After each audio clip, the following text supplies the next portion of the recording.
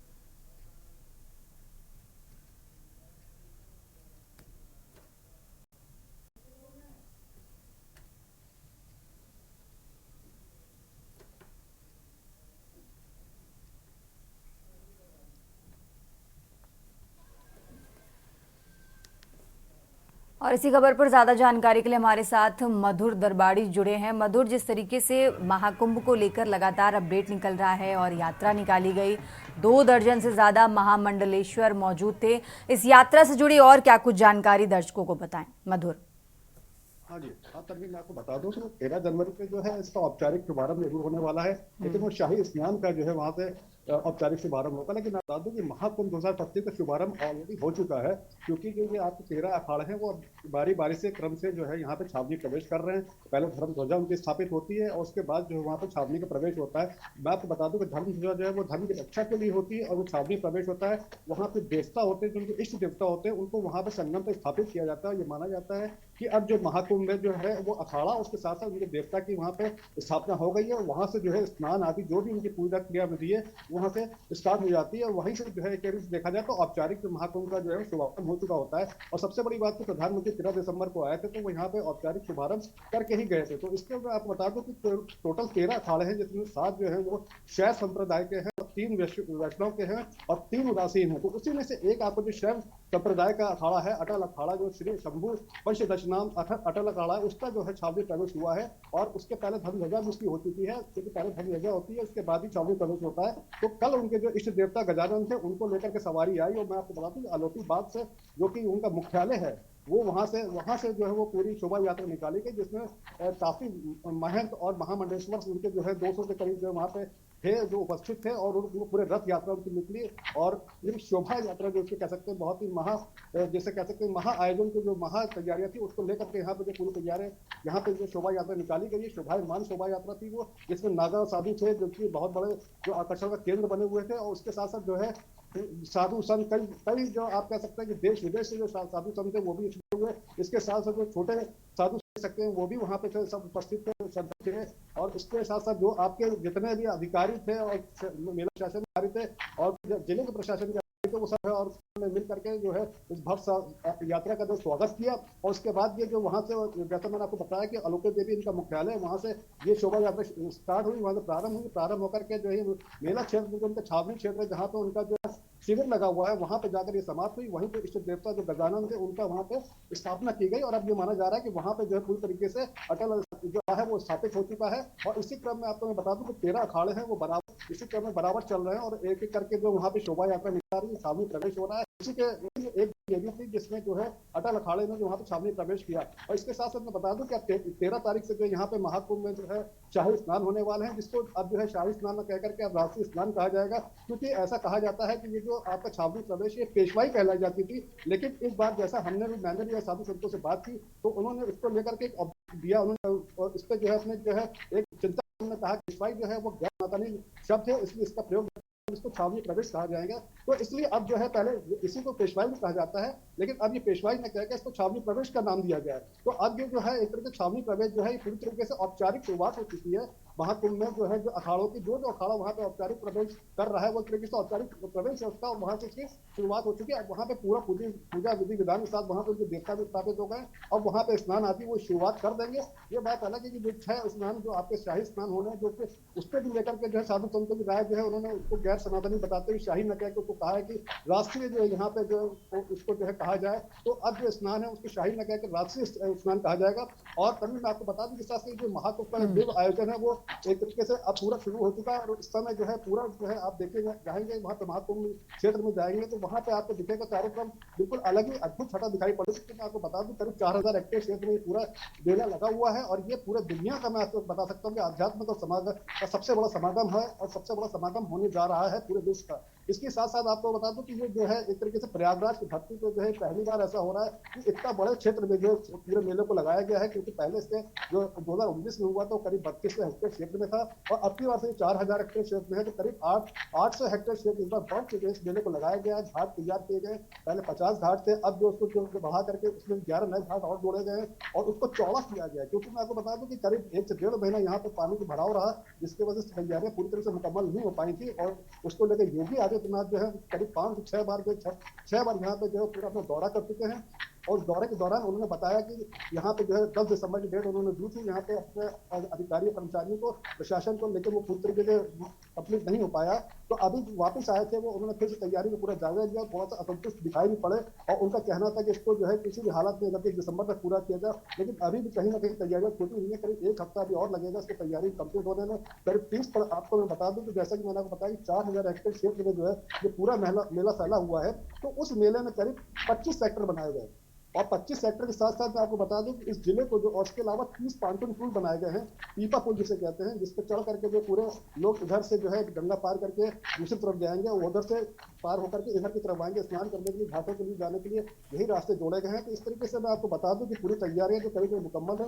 लेकिन जहां तक बात आपकी पीपा पुल की, अभी पूरी तरीके से 2-4 पुल ऐसे हैं जो अभी बनना तैयार अभी शेष नहीं है, और उसको लेकर के अभी तैयारियां चल रही है। इसको लेकर जो योगी आदित्यनाथ ने जो है बाकायदा जो है अपने अधिकारियों और कर्मचारियों को जो है प्रशासन के अधिकारी उनको एक तरह से अलर्ट किया है। उनको यहाँ पे आकर के एक तरीके से कहा गया है कि इसको जो है आप इसको फाइनल अपना वो समझें, इसको फाइनल करके किसी भी हालत में 31 दिसंबर तक कंप्लीट करें। लेकिन 31 दिसंबर तक ऐसा हो नहीं पाया है, तो इस वजह से करीब आप ये मान के चलिए कि 4-5 दिन, एक हफ्ते में ये पूरी तैयारियां मुकम्मल हो जाएंगी। और डेफिनेटली जो महाकुंभ है, ये महा आयोजन है, ये बहुत ही दिव्य, भव्य और नव्य होने वाला है। और इसके साथ साथ इसको मैं आपको बता दूं कि डिजिटल ये महाकुंभ होने जा रहा है और हरित कुंभ होने जा रहा है, प्लास्टिक मुक्त कुंभ होने जा रहा है। तो एक तरीके से देखा जाए तो ये जो महाकुंभ होने जा रहा है, बिल्कुल नए भारत का नया महाकुंभ है, जिसमें आपका जहाँ पे डिजिटल है, आपका कंप्यूटराइज्ड है, होया पाया केंद्र बनाया गया है, जैसे कि करोड़ों पहले होता था।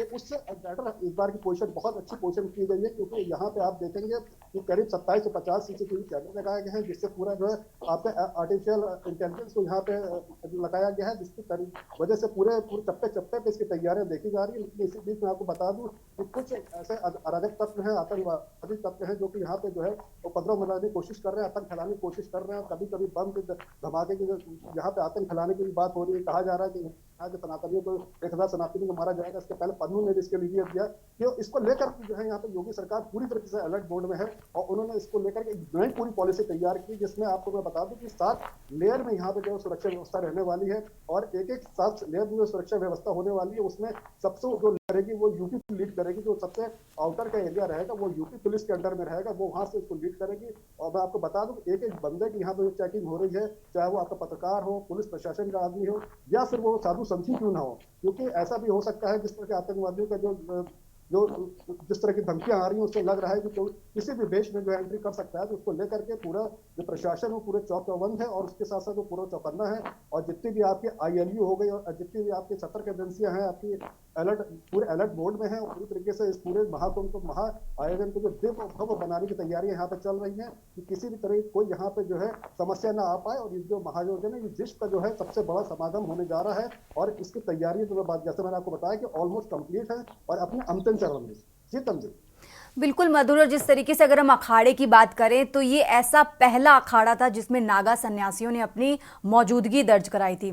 तो कैसे नागा सन्यासी आस्था और आकर्षण का केंद्र बने हैं, जरा ये दर्शकों को बताइए मधुर। मैं आपको बताता हूँ, जब मेरे कई नागा साधुओं से बात हुई तो उनका कहना है कि जो नागा साधु होते हैं बहुत ही कठिन तपस्या के बाद, बहुत ही कठिन तप के बाद जो है वो यहाँ पर पहुंचते हैं। उसके लिए उनकी जो है जो ट्रेनिंग दी जाती है बहुत ही टफ होती है, क्योंकि जब वो उनको बनाया जाता है तो सबसे पहले तो उनको 4-5 साल जो है रखा जाता है अखाड़े में। उनको देखा जाता है कि वो इस लायक है कि नहीं। सबसे पहले तो ये चेक किया जाता है कि वाकई में जो है ये नागा साधु बनने के लायक हैं, कि ये केवल जो है वहां से भाग करके यहाँ पे आए हैं, कि वाकई में ये श्रद्धा रखते हैं इसमें नागा साधु बनने के लिए। तो उसके लिए 4-5 साल उनको पहले शिविर में रखा जाता है, उनको उस तरीके से प्रिपेयर किया जाता है। उसके बाद जो है नागा साधुओं को जो है सबसे पहले उनका जिनके माता पिता हैं और परिवार है, उसका पिंडदान किया जाता है, उनका खुद का पिंडदान किया जाता है। उसका मतलब ये होता है कि अब जो है उनका किसी भी व्यक्ति से उनका कोई मतलब नहीं है। उसका सीधा उनका जो परमात्मा से, वो कहा जाता है कि उनको एक तरीके से परमात्मा से जोड़ दिया जाता है, कि अब उनका केवल कोई एक ही मालिक है, वो है परमात्मा।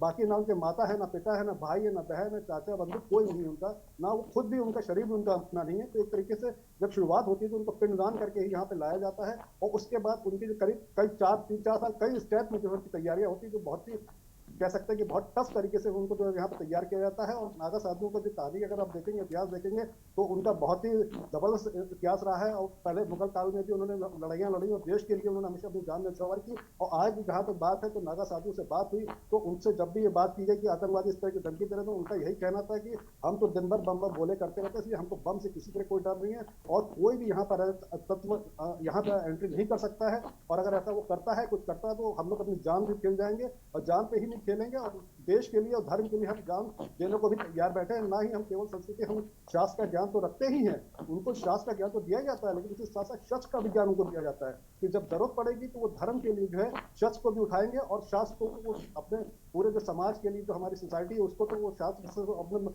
उनको पूरा जो है जागरूक कर ही रहे हैं। लेकिन उसके साथ साथ जो शस्त्र है, जरूरत पड़ेगी तो देश के लिए वो जान न्यौछावर करने को भी तैयार है, और वो शस्त्र उठाने को भी तैयार है। बिल्कुल मधुर, जिस तरीके से इस प्रवेश यात्रा में श्रद्धालुओं की भारी भीड़ उमड़ी, इस प्रवेश यात्रा में प्रशासन की तरफ से कितनी अलर्टता दिखाई गई है, साथ ही अब आगे जो ये भीड़ बढ़ती ही जाएगी दिन पर दिन, तो इसको लेके कैसे प्रशासन अलर्ट नजर आ रहा है, ये भी दर्शकों को बताएं मधुर।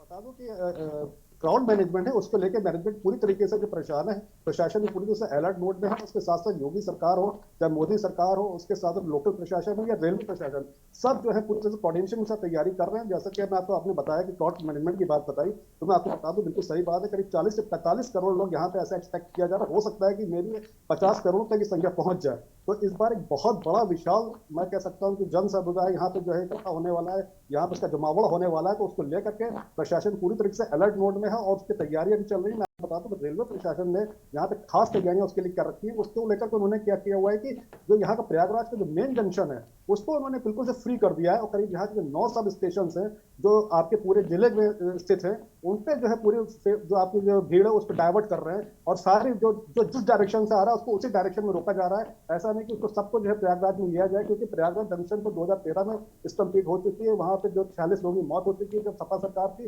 तो उसको देखते हुए भी और वैसे भी पूरी क्राउड मैनेजमेंट को लेकर पूरी तरीके से सरकारें, चाहे वो योगी सरकार हो, वो खुद इस चीज को मॉनिटर कर रहे हैं, बराबर आ रहे हैं। यहाँ पे 6 बार यहाँ पे अब तक आ चुके हैं और उसके साथ साथ प्रधानमंत्री भी यहाँ पे आ चुके हैं। लोकल प्रशासन पूरी तरह से अलर्ट मोड में है। जैसे मैंने आपको बताया कि 9 सब स्टेशन है, तो उन 9 सब स्टेशन पे इसको पूरा डाइवर्ट किया जाएगा भीड़ को। और ये भीड़ जो है आपकी जो भी जिस तरफ से जिस साइड से भी आ रही है, जिस भी चाहे साउथ से आ रही है, नॉर्थ से आ रही है, तो नॉर्थ वालों को नॉर्थ में रोक दिया जाएगा, साउथ वालों को साउथ में रोक दिया जाएगा और वहां से धीरे धीरे सबको जो है हिसाब से रिलीज किया जाएगा कि मतलब इकट्ठी जो पूरा क्राउड मैनेजमेंट जो है पूरा क्राउड जो इकट्ठा होकर प्रयागराज जंक्शन पे ना हो जाए। तो प्रयागराज जंक्शन को पूरी तरह से फ्री किया गया। और सबसे बड़ी बात जो रेलवे ने यहाँ पे बहुत बड़े यहाँ कह सकते प्लानिंग की है, वो उन्होंने कलर के तरीके से उन्होंने बनाया है। यहाँ पे कलर करके उन्होंने पूरे स्टेशन को वो डिकोड किया है, जिसमें उन्होंने कई जैसे कि मान लीजिए कोई अगर कानपुर से आ रहा है तो उसके लिए एक अलग कलर का उन्होंने जो स्टेशन वहां पे बना के रखा हुआ है पार्किंग का, कि यहाँ से जो उनकी एंट्री होगी यहाँ पे उनको टिकट्स मिलेंगे, यहाँ से वो एंटर होंगे। कोई मान लिया आगरा से आ रहा है, कोई दिल्ली से आ रहा है, कोई कहीं जोधपुर से आ रहा है, या सबके लिए उन्होंने एरिया वाइज जोन वाइज उन्होंने उसको जो है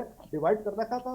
कलर के हिसाब से पूरे रेलवे ने उसकी तैयारियां कर रखी है और किसी को ग्रीन कलर दिया है, किसी को रेड कलर दिया है, किसी को येलो कलर दिया है। तो उसको टिकट्स भी वही मिलेंगे, उसी हिसाब से जाके उसी ट्रेन में बैठेगा। तो कहीं पे भी ऐसी कोई पोजीशन नहीं समझ में आ रही है कि जहां पे कोई क्राउड मैनेजमेंट कोई प्रॉब्लम आने वाली है। ये तो बात हो गई रेलवे की, जो बाहर से लोग आ रहे हैं और यहाँ शहर के अंदर एंटर होंगे। उसके बाद जब यहाँ एंटर हो जाएंगे अंदर, तो यहाँ पे भी वो एग्जिट किया गया, जो निकाला गया है वो भी 1 गेट या 2 गेट या 3 गेट से नहीं निकाला गया, उसको कई जगह से डाइवर्जन कर दिया गया है। जैसा कि मैंने आपको बताया कि जिस एरिया से जिस दिशा से लोग आ रहे हैं उनको उसी डायरेक्शन में उसी दिशा में वहीं पर रोक दिया जाएगा और इकट्ठा यहाँ पे जो पूरी तरीके से कुंभ मेले के अंतर्गत उनको सीधे नहीं डायरेक्ट एंट्री दी जाएगी, बल्कि वहां पे उसी हिसाब से जो यहाँ पे डाइवर्ट करके रोक करके फिर वहां से धीरे धीरे करके जो क्राउड को उसी हिसाब से जो यहाँ पे रिलीज किया जाएगा, जो यहाँ पे एकदम से एक्सटेम्पोर यहाँ पे ना हो जाए और सारा यहाँ पे इकट्ठे ना हो जाए और किस तरह का स्तंभ या भगदड़ ना मच जाए। तो उसको देखते हुए पूरा प्रशासन अलर्ट है। जैसे मैंने आपको बताया कि करीब 7 लेयर में यहाँ पे जो सुरक्षा व्यवस्था की गई है और 7 लेयर में सबसे आगे जो यूपी पुलिस का कॉर्डन रहेगा, जो पूरे फॉरवर्ड में आगे में आकर के उसको जो है यहाँ पे देखेगा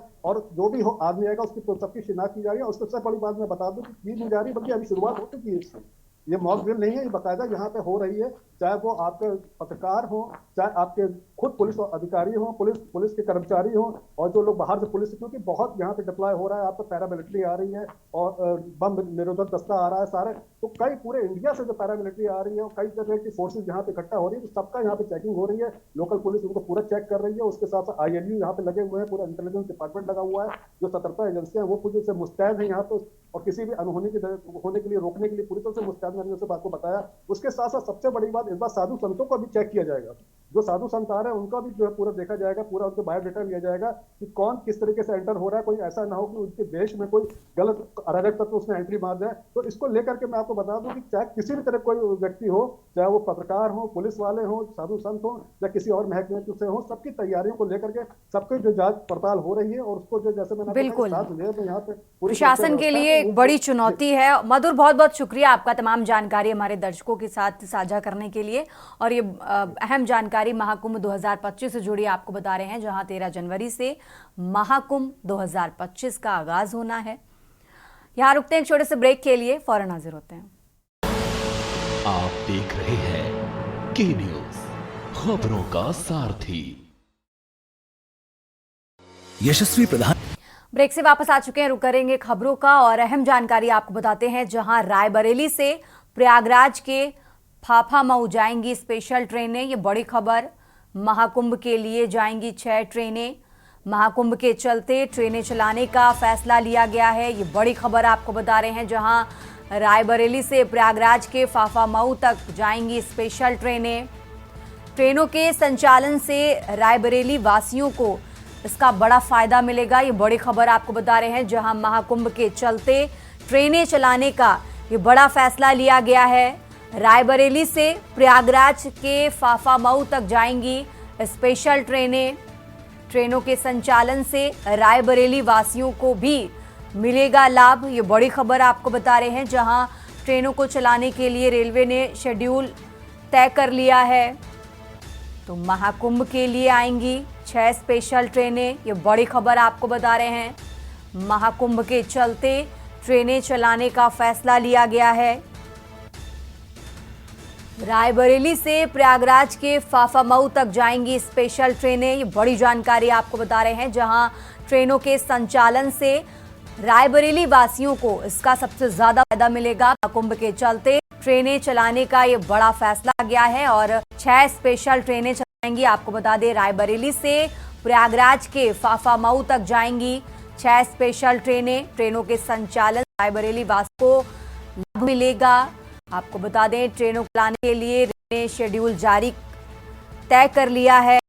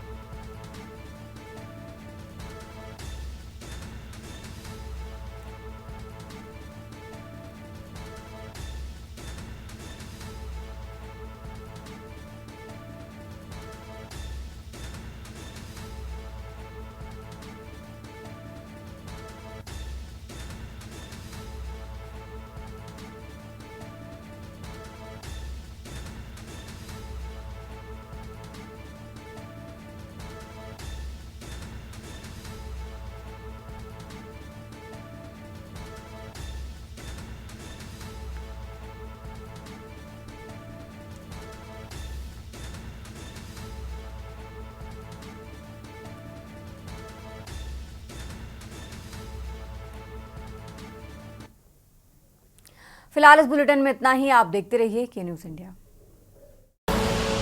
आप देख रहे हैं के न्यूज़, खबरों का सारथी।